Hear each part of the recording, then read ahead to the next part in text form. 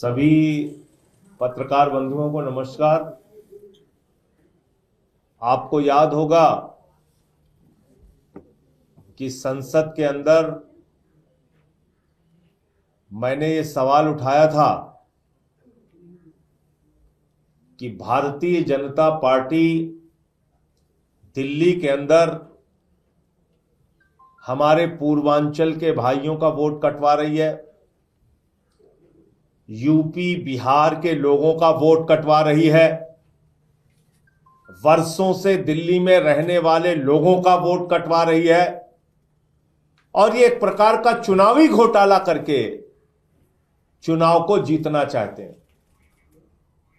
और मैंने नाम पढ़ा था संसद में, राम सिंह जी का नाम पढ़ा था, राम जी का नाम पढ़ा था, छोटेलाल वर्मा का नाम पढ़ा था, सारे नाम पढ़े थे। और मैंने बीजेपी के राष्ट्रीय अध्यक्ष महोदय से पूछा था कि क्या ये लोग रोहिंग्या हैं, बांग्लादेशी हैं? क्योंकि बीजेपी के राष्ट्रीय अध्यक्ष ने कहा हम बांग्लादेशियों का नाम कटवा रहे हैं, रोहिंग्याओं का नाम कटवा रहे हैं, पूर्वांचलियों का नाम कटवा रहे हैं। तो 30-30 साल, 40-40 साल से दिल्ली में रहने वाले हमारे यूपी बिहार पूर्वांचल के भाई वो अपने ही देश में बांग्लादेशी हो गए। वो हमारा झारखंड का रहने वाला भाई, बिहार का रहने वाला, यूपी का रहने वाला, हम अपने ही देश में रोहिंग्या हो गए। और जब मैंने उनको रंगे हाथों पकड़ा भारतीय जनता पार्टी को और एक एक नाम मैंने पढ़ के बताए, तो उससे भारतीय जनता पार्टी बौखला गई। और आपने देखा होगा कि उसके बाद पूरे दिल्ली में इन्होंने एक अभियान चला दिया नाम कटवाने का। और इन्होंने कहा कि संजय सिंह को भी अब सबक सिखाना है। यह बहुत बोलता है, पूर्वांचलियों के हक में बोलता है, यूपी बिहार वालों के हक में बोलता है, इसको ही सबक सिखाओ पहले। तो उन्होंने क्या किया कि नई दिल्ली विधानसभा क्षेत्र में जहां के विधायक श्री अरविंद केजरीवाल जी हैं, वहां पर हमारी पत्नी अनीता सिंह जी का नाम कटवाने के लिए एप्लीकेशन दे दी। और एक बार नहीं दी, दो बार दे दी।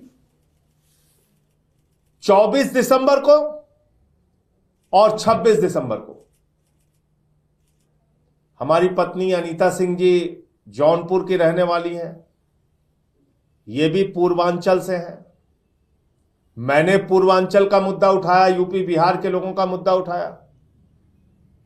तो अब इस बात पे लग गए कि इनको ही सबक सिखाओ, इनकी पत्नी का ही वोट कटवा दो, तब इनको अकल आएगी। ऐसे मत करो बीजेपी वालों, नड्डा साहब ऐसे तो मत कीजिए। इस तरह से तो दिल्ली के अंदर चुनावी घोटाला मत करो भाजपाइयों। इस तरीके से तो चुनाव मत कराओ तुम। सबके वोट कटवा कटवा के चुनाव जीतना चाहते हो। जब अरविंद केजरीवाल जी के क्षेत्र में एक सांसद की पत्नी का, जो पूर्वांचल की रहने वाली है, उनका वोट आप कटवा रहे हो, तो अब यह बात पूरे दिल्ली के लिए स्पष्ट हो चुकी। मेरा दावा, मेरा कथन, मेरा मुद्दा 100% सही था कि पूर्वांचल के, यूपी के, बिहार के लोगों के वोट भारतीय जनता पार्टी कटवा रही है। आप मेरी पत्नी का ही वोट कटवाने के लिए एप्लीकेशन दे आए। 2 बार, 24 दिसंबर और 26 दिसंबर। मैं जिस महिला की ओर से एप्लीकेशन पढ़ा, उनका नाम नहीं लेना चाहूंगा, लेकिन उनकी डिटेल मैं चाहूंगा कि आप लोग खुद से पता कीजिए कि वो कौन है जिन्होंने ये एप्लीकेशन दिया। अब आप देखिए, ये अनीता सिंह जी जो हमारी पत्नी है, उनका जो वोटर आईडी कार्ड का नंबर है BTM 220 29 और 35, 220 BTM 220 29 35, BTM 22022935 और CPWD का सर्विस सेंटर जो है वहां पे इनका वोट पड़ता है। ये पूरी उसकी डिटेल है और इसलिए मैं मीडिया के बंधुओं से कहना चाहूंगा, आप लोग भी कृपा करके नजर रखिए। दिल्ली में ये लोग बड़ा चुनावी घोटाला करना चाहते हैं। हम लोगों ने केंद्रीय चुनाव आयोग को भी इसकी शिकायत की है। संसद के अंदर भी मैंने ये मुद्दा उठाया है। श्री अरविंद केजरीवाल जी के साथ मिलकर जाके हम लोगों ने चुनाव आयोग को भी कहा है, लेकिन अपनी हरकतों से बीजेपी बाज नहीं आ रही है और वोट कटवाने के अभियान में लगातार जुटी हुई है। तो मैं देश के मीडिया बंधुओं से, आप लोगों से भी हाथ जोड़ के निवेदन करूंगा कि जो प्रयोग इन्होंने महाराष्ट्र के अंदर किया, हरियाणा के अंदर किया, उसी चोर दरवाजे से वोट कटवा के चुनाव जीतने की भारतीय जनता पार्टी की मुहिम को विफल करना है और इसमें सच्चाई आपको दिखाने की आपसे अपील कर रहा हूं। मैं जो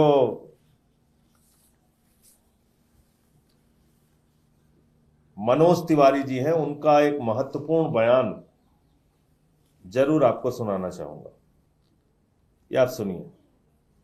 आरकेपुरम के 3800 लोगों के वोट कटवाए गए। वहां के वोटर्स को अपने वोटर आईडी कार्ड के साथ, आधार कार्ड के साथ मैंने मीडिया के सामने रखा और वो सारे के सारे हिंदू थे। अब कह रहे वो बांग्लादेश से है, मैं यूपी के, बिहार के, दिल्ली के, हरियाणा के रहने वाले लोग। मैं यहीं से चलना चाहता हूँ। मैं यहीं से चलना चाहता हूँ जहां ये चले। अगर ये आरोप सत्य कर दे तो मैं राजनीति से इस्तीफा दे दूंगा। ये टोटल आम आदमी पार्टी का एक झूठा नैरेटिव है जो बिल्कुल नहीं हो रहा है, बल्कि ये लोग कटवाते हैं। हमारे डिलीशन के लिए नाम दिए गए, क्या डिलीशन के लिए नाम दिए? ओनली इलीगल घुसपैठिए की जहां बात हो रही है, क्या उसमें हिंदू थे या रोहिंग्या थे? केवल रोहिंग्या और बांग्लादेशी लोगों को जिन नामों का ये जिक्र कर रहे हैं वो नाम कौन? ये तो देखो संजय जी, अरविंद केजरीवाल जी के वो राजनीति से इस्तीफा देने के बाद हम आपको राजनीति से इस्तीफा दे दूंगा। आप चलिए, मैं कह रहा हूँ खोया, मैं तुरंत इस्तीफा दे दूंगा अगर आप एकदम गलत साबित हुआ तो। और 3800 लोगों के वोट कराने के लिए इन्होंने एप्लीकेशन दिया जिसमें हिंदू है ना। अगर हिंदू है तो उनका नहीं करना चाहिए। ये सुन लिया आपने। ये मनोज तिवारी जी भारतीय जनता पार्टी के जो सांसद हैं वो कह रहे हैं कि जिसका एप्लीकेशन दे रहे हैं, जिनका नाम कटवाने के लिए हम लोग अभियान चला रहे हैं भारतीय जनता पार्टी की ओर से, वो घुसपैठियां हैं, रोहिंग्या हैं, बांग्लादेशी हैं। और मैं चिल्ला चिल्ला के कह रहा हूं कि वो हिंदू हैं, यहीं के रहने वाले हैं, यूपी बिहार पूर्वांचल के लोग हैं। तो मैं आज मनोज तिवारी जी से पूछना चाहता हूं, क्या मेरी पत्नी जो पूर्वांचल की रहने वाली हैं, जौनपुर की, ये रोहिंग्या हैं, बांग्लादेशी हैं? कैसे इनका नाम कटवाने के लिए एप्लीकेशन पड़ी? कैसे पड़ी एप्लीकेशन? तो इसलिए भारतीय जनता पार्टी पूरी तरीके से दिल्ली में चुनाव हार रही है। इसलिए सारे गलत हथकंडे अपना के वो चाहते हैं चोर दरवाजे से घोटाला करके चुनाव जीतना। और इस बात से, इस घटना ने बीजेपी को बेनकाब किया है।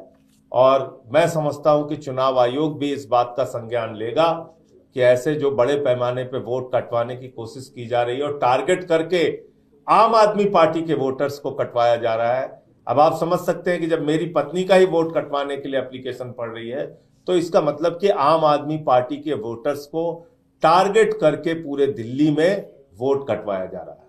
आपके कोई प्रश्न आप पूछ सकते हैं। सर, आपको ये कैसे पता चला कि इनका वोट कटवाने की एप्लीकेशन दी गई है? दूसरा कि इसके पीछे बीजेपी है, इसका कैसे पता चला? कौन? देखिए, इस पूरे अभियान में भारतीय जनता पार्टी के कितने कितने लोगों ने एप्लीकेशन कहां कहां दी है उसकी भी डिटेल हम आपके सामने रख चुके हैं।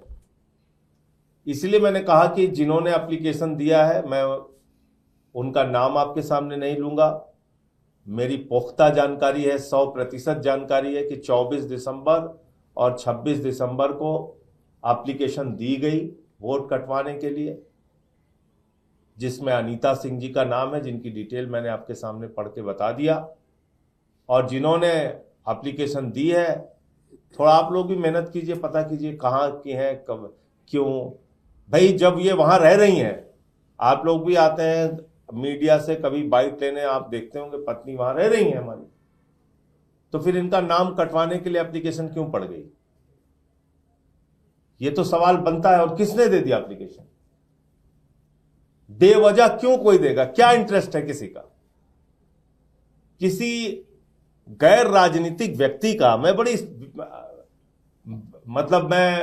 विनम्रता से पूछना चाहता हूं, किसी भी गैर राजनीतिक व्यक्ति का इस बात से क्या मतलब है कि इनका वोट वहां है या नहीं है? उसका क्या फायदा है? क्या फायदा है उसका? तो भारतीय जनता पार्टी तो अभियान चला रही है। मैम, तो तुगलकाबाद के बूथ नंबर 117 का हमने डिटेल दिया था, शायद 117 या 115, जहां पे कुल 1300 वोट है, और बीजेपी के कार्यकर्ताओं ने 554 वोट कटवाने के लिए एप्लीकेशन दे दी। तो ये अजीब बात है। कहीं 11,000 सहदरा में दे रहे हैं, कहीं कुछ दे रहे हैं, कहीं हजारों हजार नाम कटवाने के लिए आप एप्लीकेशन दे रहे हैं। अब अगर हम लोग सजग ना रहें तो आप तो हमारे घर के ही वोट कटवा देंगे।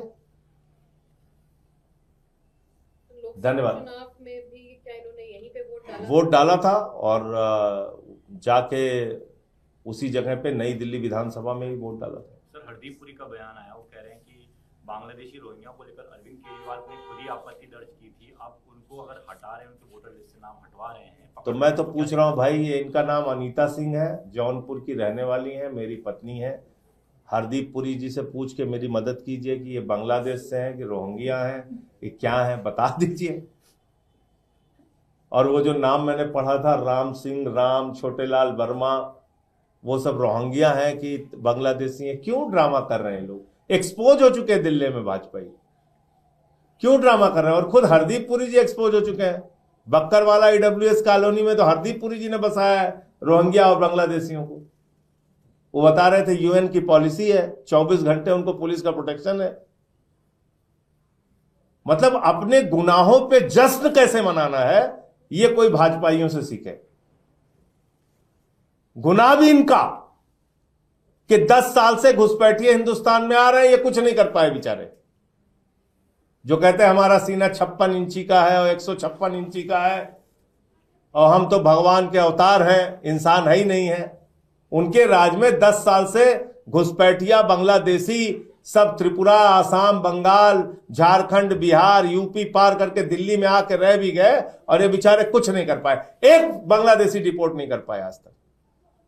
तो तुम्हारा गुनाह, तुम्हारा अपराध, तुम्हारा पाप, और खुद ही जश्न मना रहे हो उस पर। तो मतलब बेशर्मी देखिए कि उस पर बोलने की इनकी हिम्मत नहीं होनी चाहिए, बोल भी रहे हैं लोग। अब देखिए इनकी हालत। धन्यवाद।